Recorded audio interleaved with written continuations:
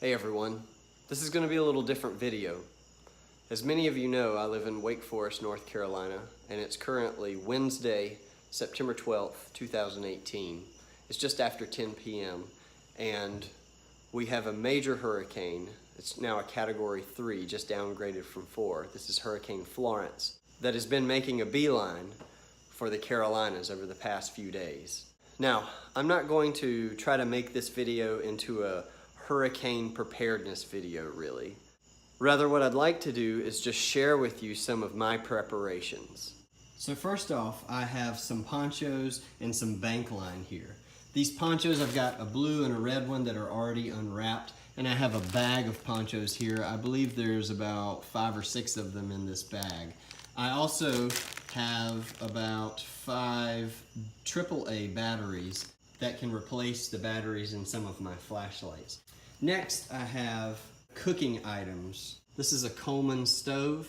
I'm able to hook this stove piece here into the gas tanks, and I can cook some things on there if I needed to. This is my 12 centimeter zebra billy pot, Mallow Me cookware set items. This is my bushcraft frying pan. All of these items here I could use on top of this small stove fairly easily. I've got a small Nalgene here that I'm going to fill up. I'm going to fill up my quart canteen. This is an old apple juice container that we had, and when the kids finished it, I saved it and filled it full of water. I also plan on filling up our bathtub full of water before the storm comes in. We can use that water out of the bathtub for emergencies in case our water gets shut off. Next, I have my first aid kit. This is a trip-worthy first aid kit. It's got all kinds of stuff, Q-tips and sting relief, compass, whistles, scissors. It's got gauze and bandages, safety pins, thread, ointments and antibiotics. And as you can see, I also keep some dental picks in here.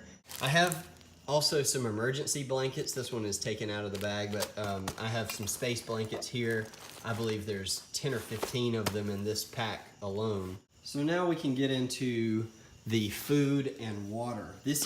Understand, I want to make clear, this is emergency food rations, right? This is not, the power goes out and we start eating these things. This is a 2,400 calorie ration bar. It has a 5-year shelf life. It's vacuum packed. I also have 5 of these survival tabs, just in case we happen to go through the water supply that we've stockpiled in the bathtub and in other bottles and things. I also have a Sawyer Squeeze, which you would fill this pouch up with any kind of water. I could use groundwater or rainwater, any water that could be ponding outside from the hurricane rainfall, and I could put it in this pouch and it squeezes through a filter that you could drink right out of the pouch. I also have the Life Straw personal water filters. Now my last few items here are my radio and my lighting equipment.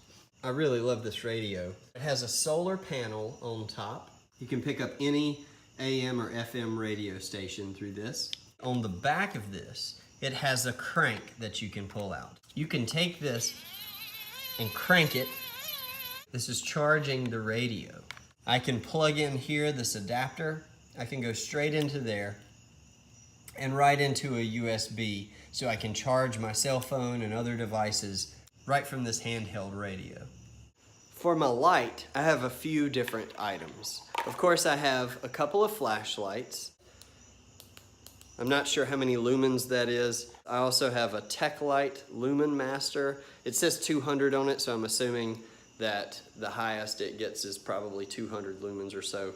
I do have a small emergency candle. Honestly, I don't plan on using this, but I think they're handy to have around. I also have my Ozark Trail Head Lamp.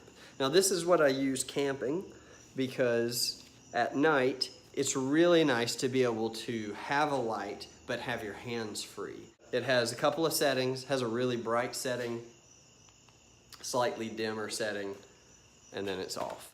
And then finally, I picked this Ozark Trail Work Light up, and I really like this light. Let me go turn off the light and I'll show you just how bright it is.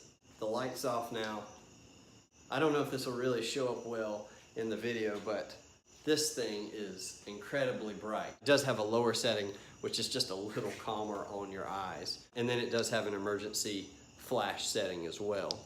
Similar to the radio, it does have a back port. I could also charge my cell phone and other electronic accessories from this device as well. So that's the majority of my emergency kit, and that's all of the items that I'm going to pull out tonight to kind of have ready and have at hand for the storm. I'm really hoping that everyone stays safe and everyone on the East Coast comes out of this storm unscathed. The storm track shifting to the south slightly, meaning communities in South Carolina are now preparing for a possible direct hit as well. It is now 500 miles across. Astronauts on the space station needed a super wide angle lens to capture it all. Luckily, before the hurricane made landfall, the storm was downgraded to a Category 2 hurricane. And although we did not see the amount of wind that we would have seen had it remained at the Category 3 or 4 status, we did get a tremendous amount of rain in our area. And unfortunately, the storm was moving incredibly slowly, at a rate of about 3 miles per hour. Just for a frame of reference, my average hiking pace is roughly 3 miles an hour. All things considered, for the folks in my area, we really dodged a bullet on this storm, although the same cannot be said for those residents in the southeastern part of the state.